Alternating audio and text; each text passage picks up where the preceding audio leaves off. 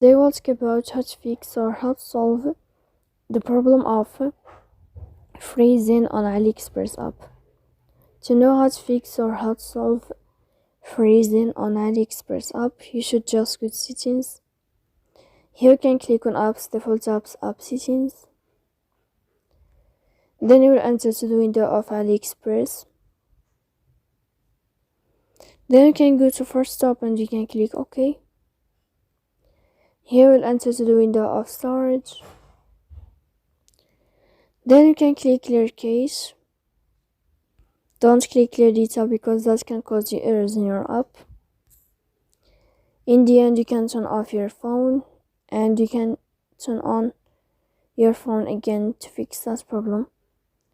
So please don't forget to support us by like and subscribe. See you next time in another video, and thank you for your